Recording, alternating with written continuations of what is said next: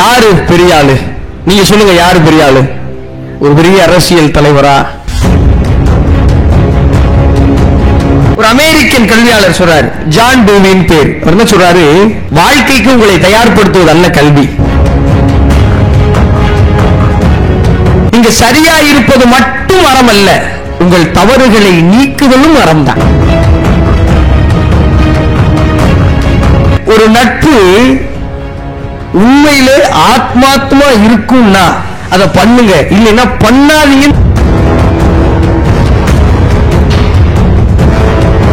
எல்லா தொலைக்காட்சியை விட இந்த பிக் பாஸ் நிகழ்ச்சிக்கு தான் அவ்வளவு பார்வையாளர்கள்.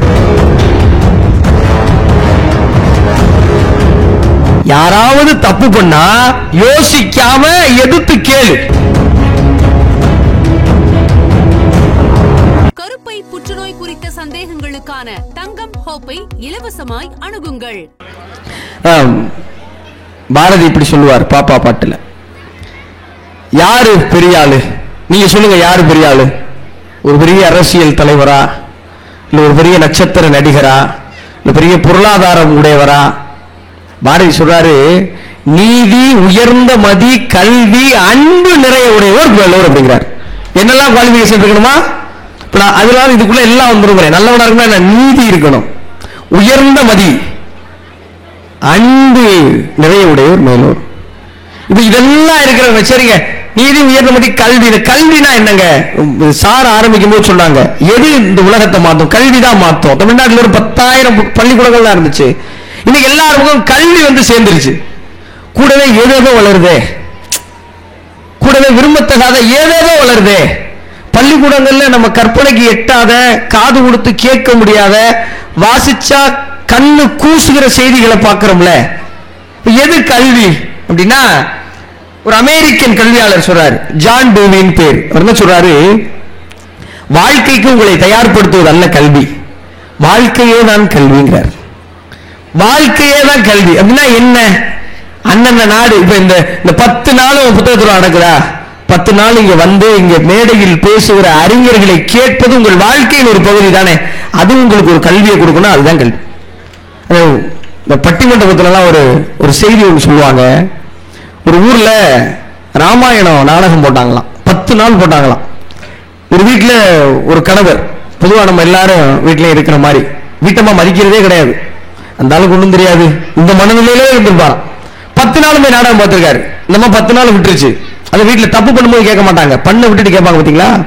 அந்த மாதிரி 10 நாள் விட்டுருச்சு. அந்த அம்மா நாடகம்லாம் முடிஞ்சதுக்கு அப்புறம் கூப்பிட்டு கேட்டிருக்கு, 10 நாள் போனியே என்ன புரிஞ்சிச்சு, எங்க ஏதாவது சொல்லு அப்படின்னு இருக்கு அந்த அம்மா. அவர் மண்டே சொல்லிச்சிருக்கிற கோவத்தின் உச்சிக்கு போன அம்மா என்ன சொல்லியிருக்கு, பக்கத்துல ஒரு சாணி கூடையை பார்த்து இதுல போய் வாளியில தண்ணி இறைச்சு கொண்டான் இருக்கு.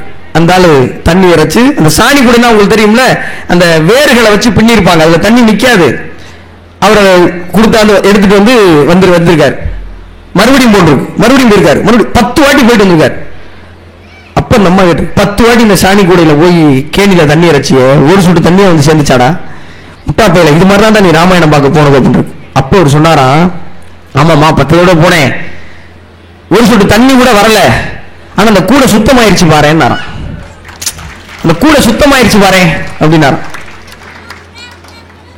அதைத்தான் உங்க வாழ்க்கையில நீங்க தெரிஞ்சுக்க வேண்டியது. நீங்க அறிவாளி ஆயிட முடியுமா, புத்திசாலி ஆயிட முடியுமா, எங்கேயோ போய் ஏதோ உயரத்தை அடைஞ்சிட முடியுமா? இல்ல, இந்த வாழ்வியல் கல்வி உங்ககிட்ட இருக்கிற சில அழுக்குகளை நீக்கிரும். நீங்க சரியா இருப்பது மட்டும் அறம் அல்ல, உங்கள் தவறுகளை நீக்குவதும் அறம் தான். இதைத்தான் தமிழ் சொல்லிக் கொடு, இதைத்தான் திரியடிமன் சொல்லுது. அடுத்துக்கு வந்துரும். அங்கே நீங்க ரொம்ப ரொம்ப அதிக நேரம் எடுத்துக்க விரும்பல, நீங்க நிறைய நல்ல விஷயங்களை கேட்கறது வந்திருக்கீங்க. அடுத்து என்ன சொல்றாரு? தோய்ந்தாருள் தோய்ந்தான் எனப்படுதல். யாருன்னா உங்க ஃப்ரெண்டு, இவர் தான் என் ஃப்ரெண்டுன்னு உங்களை சொல்லணுமா, அப்பதான் நீங்க நல்லவனா. எப்ப நீங்க பக்கத்துல இருக்கும்போது கிடையாது, நீங்க போனதுக்கு அப்புறம் இதெல்லாம் ஒரு ஃப்ரெண்டு அப்படின்னு சொல்லக்கூடாது, இவன் தான்டா என் ஃப்ரெண்டு. வள்ளுவர் நட்புக்கு பக்கமுகமா இருக்கார். ஒரு விஷயம் சொல்றார், நட்புனா என்ன? உடுக்க இழந்தவன் கை போல அங்கே இடுக்கம் களைவதாம் நட்பு. எல்லாருக்கும் தெரிஞ்சு வச்சிருக்கிறோம். அதாவது நம்ம வேட்டி அவுந்துருச்சுன்னா அதை எப்படி கை வேகமா போய் பிடிக்குமோ, அப்படி நண்பனுக்கு ஒரு பிரச்சனைனா வேகமா போகணும். எங்கிட்டு நண்பு நான் உதவி கேட்டு வந்துருவானோ இங்கிட்டு போக கூடாது, அவன்கிட்ட போகணும். அதே நட்பு. இன்னைக்கு அது மாதிரியான நட்பு இருக்கா? யாராவது ஒருத்தர் பிரபலம்னா அவர் நம்ம நண்பர்னு சொல்லிக்கிறதுக்கு துடிக்கிறோம். யாராவது ஒருத்தர் பொருளாதார ரீதியா ரொம்ப பெரிய ஆளா இருக்காரா, அவரு ரொம்ப தெரியுங்க, அவருக்கு தெரியாது, எனக்கு மட்டும்தான் அவர் தெரியும் அப்படிங்கிறோம்.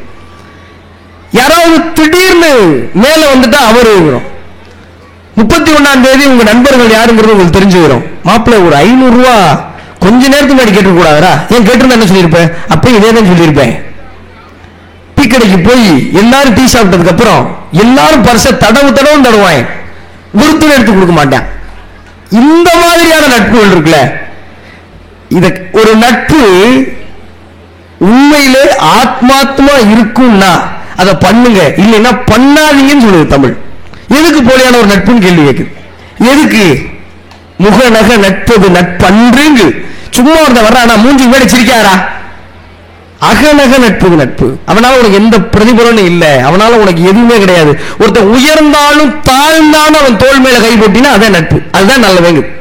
முதல்ல எல்லாரும் சேர்ந்து, சான்றோர்கள் சேர்ந்து, 10 பேர் அயோக்கியர்கள் வந்து இவர் ரொம்ப நல்லவர்னு சொல்லக்கூடாது, 10 சான்றோர்கள் வந்து உங்களை சான்றோர்னு சொல்லணும்.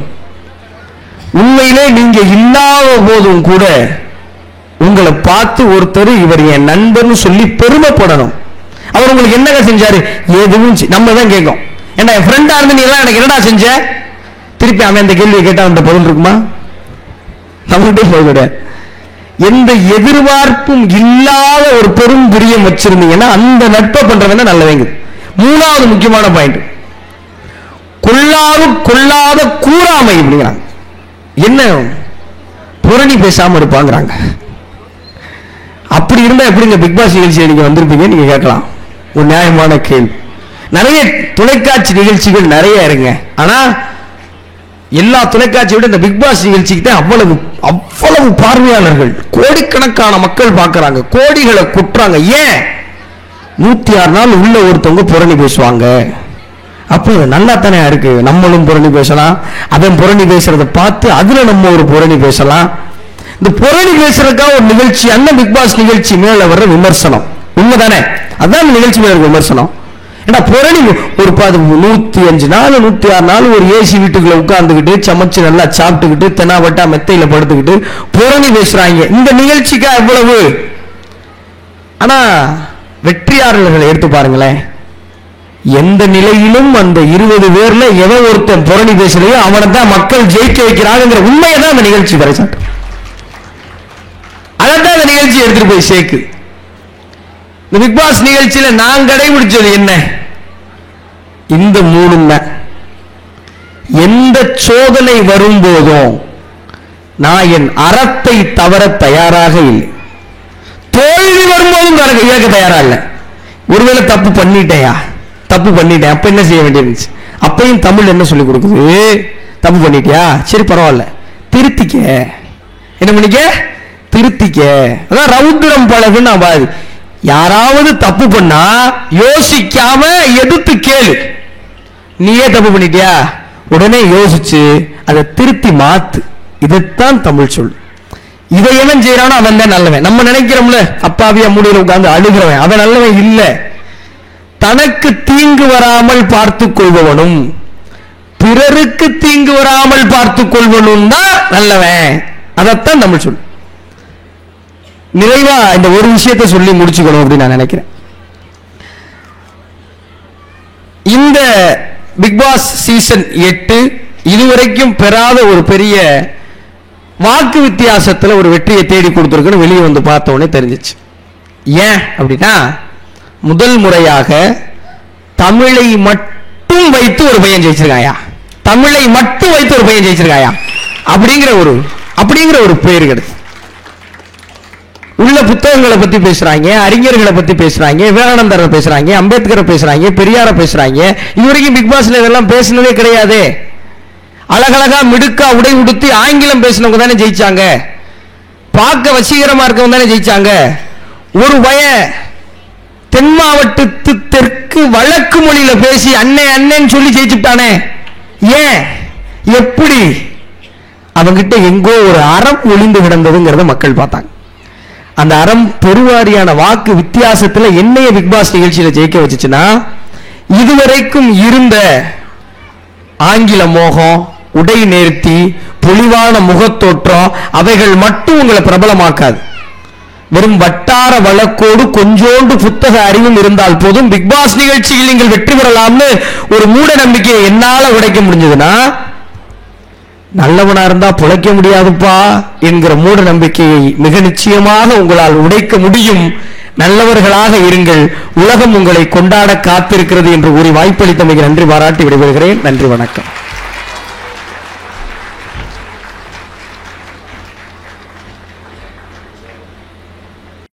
வாழ்க்கையே தான் கல்விங்கிறார். வாழ்க்கையே தான் கல்வி அப்படின்னா என்ன? அண்ணன் நாடு இப்ப இந்த 10 நாளும் புத்தகத்தில் நடக்குதா? 10 நாள் இங்க வந்து இங்க மேடையில் பேசுகிற அறிஞர்களை கேட்பது உங்கள் வாழ்க்கையின் ஒரு பகுதி தானே. அது உங்களுக்கு ஒரு கல்வியை கொடுக்கணும், அதுதான் கல்வி. இந்த பட்டிமன்றத்துலாம் ஒரு செய்தி ஒன்று சொல்லுவாங்க. ஒரு ஊர்ல ராமாயணம் நாடகம் போட்டாங்களாம், 10 நாள் போட்டாங்களாம். ஒரு வீட்டுல ஒரு கணவர், பொதுவா நம்ம எல்லாரும் வீட்டிலே இருக்கிற மாதிரி வீட்டம்மா மதிக்கிறதே கிடையாது, அந்த அளவுக்கு ஒன்றும் தெரியாது, இந்த மனநிலையிலே இருந்திருப்பாராம். 10 நாள் போய் நாடகம் பார்த்திருக்காரு. இந்த மாதிரி 10 நாள் விட்டுருச்சு. அந்த வீட்டுல தப்பு பண்ணும்போது கேட்க மாட்டாங்க, பண்ண விட்டுட்டு கேட்பாங்க பாத்தீங்களா? அந்த மாதிரி 10 நாள் விட்டுருச்சு. அந்த அம்மா நாடகம்லாம் முடிஞ்சதுக்கு அப்புறம் கூப்பிட்டு கேட்டிருக்கு, 10 நாள் போனியே என்ன புரிஞ்சிச்சு, எங்க ஏதாவது சொல்லு அப்படின்னு இருக்கு அந்த அம்மா. அவர் மண்டே சொல்லிச்சிருக்கிற கோவத்தின் உச்சிக்கு போன அம்மா என்ன சொல்லியிருக்கு, பக்கத்துல ஒரு சாணி கூடையை பார்த்து இதுல போய் வாளியில தண்ணி இறைச்சு கொண்டான் இருக்கு. அந்த ஆளு தண்ணி இறைச்சு, அந்த சாணி கூடைனா உங்களுக்கு தெரியும்ல, அந்த வேர்களை வச்சு பின்னிருப்பாங்க, அதுல தண்ணி நிக்காது. அவரை கொடுத்தாந்து எடுத்துட்டு வந்திருக்காரு. மறுபடியும் போட்டிருக்கு, மறுபடியும் போயிருக்காரு, மறுபடியும் 10 வாட்டி போயிட்டு வந்திருக்காரு. அப்ப நம்ம கேட்டு 10 வாட்டி இந்த சாணி கூடையில போய் கேணியில தண்ணி இறைச்சிய ஒரு சொட்டு தண்ணியை வந்து சேர்ந்துச்சாடா முட்டா பையில, இது மாதிரிதான் நீ ராமாயணம் பார்க்க போனது அப்படின்னு. அப்ப அவர் சொன்னாரா, ஆமாமா 10 தடவை போனேன், ஒரு சொட்டு தண்ணி கூட வரல, ஆனா அந்த கூடை சுத்தமாயிருச்சு பாறேன், அந்த கூடை சுத்தமாயிருச்சு பாறேன் அப்படின்னாராம். அதைத்தான் உங்க வாழ்க்கையில நீங்க தெரிஞ்சுக்க வேண்டியது. நீங்க அறிவாளி ஆயிட முடியுமா, புத்திசாலி ஆயிட முடியுமா, எங்கேயோ போய் ஏதோ உயரத்தை அடைஞ்சிட முடியுமா? இல்ல, இந்த வாழ்வியல் கல்வி உங்ககிட்ட இருக்கிற சில அழுக்குகளை நீக்கிரும். நீங்க சரியா இருப்பது மட்டும் அறம் அல்ல, உங்கள் தவறுகளை நீக்குதலும் அறம் தான். இதைத்தான் தமிழ் சொல்லிக் கொடுக்கும், இதைத்தான் திரியடிவன் சொல்லுது. அடுத்துக்கு வந்துரும். அங்கே நீங்க ரொம்ப ரொம்ப அதிக நேரம் எடுத்துக்க விரும்பல, நீங்க நிறைய நல்ல விஷயங்களை கேட்கறது வந்திருக்கீங்க. அடுத்து என்ன சொல்றாரு, தோய்ந்தாருள் தோய்ந்தான் எனப்படுதல். யாருன்னா உங்க ஃப்ரெண்டு, இவர் தான் என் ஃப்ரெண்டுன்னு உங்களை சொல்லணுமா, அப்பதான் நீங்க நல்லவனா. எப்ப நீங்க பக்கத்துல இருக்கும்போது கிடையாது, நீங்க போனதுக்கு அப்புறம் இதெல்லாம் ஒரு ஃப்ரெண்டு அப்படின்னு சொல்லக்கூடாது, இவன் தான்டா என் ஃப்ரெண்டு. வள்ளுவர் நட்புக்கு பக்கமுகமா இருக்கார். ஒரு விஷயம் சொல்றார், நட்புனா என்ன? உடுக்க இழந்தவன் கை போல அங்கே இடுக்கம் களைவராம் நட்பு. எல்லாருக்கும் தெரிஞ்சிருக்கும். அதாவது நம்ம வேட்டி அவுந்துருச்சுன்னா அதை எப்படி கை வேகமா போய் பிடிக்குமோ, அப்படி நண்பனுக்கு ஒரு பிரச்சனைனா வேகமா போகணும். எங்கிட்டு நண்பன் நான் உதவி கேட்டு வந்துருவானோ, இங்கிட்டு போக கூடாது, அவன்கிட்ட போகணும். அதே நட்பு. இன்னைக்கு அது மாதிரியான நட்பு இருக்கா? யாராவது ஒருத்தர் பிரபலம்னா அவர் நம்ம நண்பர்னு சொல்லிக்கிறதுக்கு துடிக்கிறோம். யாராவது ஒருத்தர் பொருளாதார ரீதியா ரொம்ப பெரிய ஆளா இருக்காரா, அவரு ரொம்ப தெரியுங்க, அவருக்கு தெரியாது, எனக்கு மட்டும்தான் அவர் தெரியும் அப்படிங்கிறோம். யாராவது திடீர்னு மேல வந்துட்டா அவரு 31ஆம் தேதி உங்க நண்பர்கள் யாருங்கிறது உங்களுக்கு தெரிஞ்சுக்கிறோம். மாப்பிள்ளை ஒரு 500 ரூபா கொஞ்ச நேரத்துக்கு முன்னாடி கேட்டு கூடாதா? ஏன் கேட்டிருந்தா என்ன சொல்லியிருப்பேன்? அப்பயும் இதே தான் சொல்லியிருப்பேன். டீ கடைக்கு போய் எல்லாரும் டீ சாப்பிட்டதுக்கு அப்புறம் எல்லாரும் பரிசை தடவுவாங்க, குருத்துல எடுத்து கொடுக்க மாட்டேன். இந்த மாதிரியான நட்புகள் இருக்குல்ல, இத ஒரு நட்பு உண்மையிலே ஆத்மாத்மா இருக்கும்னா அதை பண்ணுங்க, இல்லைன்னா பண்ணாதீங்கன்னு சொல்லுது தமிழ். எதுக்கு போலியான ஒரு நட்புன்னு கேள்வி கேட்குது. எதுக்கு? முகநக நட்பது நட்பன்றுங்க. சும்மா ஒருத்தன் வர்றானா மூஞ்சி மேல சிரிக்காரா, அகநக நட்பது நட்பு. அவனால உனக்கு எந்த பிரதிபலனும் இல்லை, அவனால உனக்கு எதுவுமே கிடையாது. ஒருத்தன் உயர்ந்தாலும் தாழ்ந்தாலும் அவன் தோல் மேல கை போட்டினா அதான் நட்பு, அதுதான் நல்லவேங்க. முதல்ல எல்லாரும் சேர்ந்து, சான்றோர்கள் சேர்ந்து, 10 பேர் அயோக்கியர்கள் இவர் ரொம்ப நல்லவர் சொல்ல போகுது, 10 சான்றோர்கள் உங்களை சான்றோர்னு சொல்லணும். உண்மையிலே நீங்க இல்லாத போதும் கூட உங்களை பார்த்து ஒருத்தர் இவர் என் நண்பர்னு சொல்லி பெருமைப்படணும். அவர் உங்களுக்கு என்னங்க செஞ்சாரு? எதுவும் நம்ம தான் கேட்கும். ஏன்னா என் ஃப்ரெண்டா இருந்து நீ எல்லாம் எனக்கு என்னடா செஞ்ச? திருப்பி அவன் இந்த கேள்வியை கேட்டா அந்த பதில் இருக்குமா? நம்மகிட்டே போய்விட. எந்த எதிர்பார்ப்பும் இல்லாத ஒரு பெரும் பிரியம் வச்சிருந்தீங்கன்னா அந்த நட்பை பண்றவன் நல்லவங்க.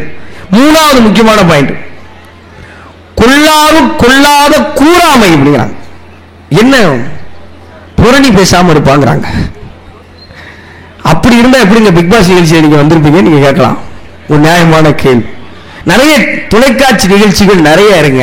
ஆனா எல்லா தொலைக்காட்சியை விட இந்த பிக் பாஸ் நிகழ்ச்சிக்கு தான் அவ்வளவு பார்வையாளர்கள், கோடிக்கணக்கான மக்கள் பார்க்கறாங்க, கோடிகளை குட்டுறாங்க. ஏன்? 106 நாள் உள்ள ஒருத்தவங்க புரணி பேசுவாங்க. அப்போ நல்லா தானே இருக்கு. நம்மளும் புரணி பேசலாம், அவன் புரணி பேசுறதை பார்த்து அதுல நம்ம ஒரு புரணி பேசலாம். இந்த புரணி பேசுறதுக்காக ஒரு நிகழ்ச்சி, அந்த பிக் பாஸ் நிகழ்ச்சி மேல வர்ற விமர்சனம் உண்மைதானே? அதான் நிகழ்ச்சி மேல இருக்க விமர்சனம். ஏன்னா புரணி ஒரு 105 நாள் 106 நாள் ஒரு ஏசி வீட்டுக்குள்ள உட்கார்ந்துக்கிட்டு சமைச்சு நல்லா சாப்பிட்டுக்கிட்டு தெனாவட்டா மெத்தையில படுத்துக்கிட்டு புரணி பேசுறாங்க. இந்த நிகழ்ச்சிக்கா எவ்வளவு? ஆனா வெற்றியாளர்களை எடுத்து பாருங்களேன். எந்த நிலையிலும் அந்த 20 பேர்ல எவன் ஒருத்தன் புரணி பேசலையோ அவனை தான் மக்கள் ஜெயிக்க வைக்கிறாங்கிற உண்மையை தான் அந்த நிகழ்ச்சி பறைசாட்டு. அதான் அந்த நிகழ்ச்சி எடுத்துட்டு போய் சேர்க்கு. இந்த பிக் பாஸ் நிகழ்ச்சியில நான் கடைபிடிச்சது என்ன? இந்த மூணுமே. எந்த சோதனை வரும்போதும் நான் என் அறத்தை தவற தயாராக இல்லை. தோல்வி வரும்போதும் இழக்க தயாரா இல்லை. ஒருவேளை தப்பு பண்ணிட்டேன், அப்ப என்ன செய்ய வேண்டியிருந்துச்சு? அப்பையும் தமிழ் என்ன சொல்லி கொடுக்குது? தப்பு பண்ணிட்டியா, சரி பரவாயில்ல, திருத்திக்க. என்ன பண்ணிக்க? திருத்திக்க. அதான் ரவுத்திரம் பழகுன்னு அவாது. யாராவது தப்பு பண்ணா யோசிக்காம எதிர்த்து கேளு. நீயே தப்பு பண்ணிட்டியா, உடனே யோசிச்சு அதை திருத்தி மாத்து. இதைத்தான் தமிழ் சொல். இதை எவன் செய்யறானோ அவன் தான் நல்லவன். நம்ம நினைக்கிறோம்ல, அப்பாவியா மூடியில உட்கார்ந்து அழுகிறவன் அவன் நல்லவன் இல்ல. தனக்கு தீங்கு வராமல் பார்த்துக் கொள்பவனும் பிறருக்கு தீங்கு வராமல் பார்த்துக் கொள்வனும் தான் நல்லவன். அதைத்தான் தமிழ் சொல். நிறைவா இந்த ஒரு விஷயத்தை சொல்லி முடிச்சுக்கணும் அப்படின்னு நான் நினைக்கிறேன். இந்த பிக் பாஸ் சீசன் 8 இதுவரைக்கும் பெறாத ஒரு பெரிய வாக்கு வித்தியாசத்துல ஒரு வெற்றியை தேடி கொடுத்திருக்குன்னு வெளியே வந்து பார்த்த உடனே தெரிஞ்சிச்சு. ஏன் அப்படின்னா, முதல் முறையாக தமிழை மட்டும் வைத்து ஒரு பையன் ஜெயிச்சிருக்காயா, தமிழை மட்டும் வைத்து ஒரு பையன் ஜெயிச்சிருக்காயா அப்படிங்கிற ஒரு பேர் கிடைச்சு. உள்ள புத்தகங்களை பத்தி பேசுறாங்க, அறிஞர்களை பத்தி பேசுறாங்க, விவேகானந்தரை பேசுறாங்க, அம்பேத்கரை பேசுறாங்க, பெரியார பேசுறாங்க. இதுவரைக்கும் பிக் பாஸ்ல இதெல்லாம் பேசினதே கிடையாது. அழகழகா மிடுக்கா உடை உடுத்தி ஆங்கிலம் பேசினவங்க தானே ஜெயிச்சாங்க. பார்க்க வசீகரமா இருக்கவங்க தானே ஜெயிச்சாங்க. ஒரு தென் மாவட்டத்து தெற்கு வழக்கு மொழியில பேசி அண்ணன் சொல்லி ஜெயிச்சுட்டானே. ஏன்? எப்படி? அவங்கிட்ட எங்கோ ஒரு அறம் ஒளிந்து கிடந்ததுங்கிறத மக்கள் பார்த்தாங்க. அந்த அறம் பெருவாரியான வாக்கு வித்தியாசத்துல என்னைய பிக் பாஸ் நிகழ்ச்சியில ஜெயிக்க வச்சுச்சுன்னா, இதுவரைக்கும் இருந்த ஆங்கில மோகம், உடை நேர்த்தி, பொலிவான முகத்தோற்றம் அவைகள் மட்டும் உங்களை பிரபலமாக்காது. வெறும் வட்டார வழக்கோடு கொஞ்சோண்டு புத்தக அறிவும் இருந்தால் போதும் பிக் பாஸ் நிகழ்ச்சியில் நீங்கள் வெற்றி பெறலாம்னு ஒரு மூட நம்பிக்கையை என்னால உடைக்க முடிஞ்சதுன்னா, நல்லவனா இருந்தா பிழைக்க முடியாதுப்பா என்கிற மூட நம்பிக்கையை மிக நிச்சயமாக உங்களால் உடைக்க முடியும். நல்லவர்களாக இருங்கள், உலகம் உங்களை கொண்டாட காத்திருக்கிறது என்று கூறி வாய்ப்பளித்தமைக்கு நன்றி பாராட்டி விடைபெறுகிறேன். நன்றி, வணக்கம்.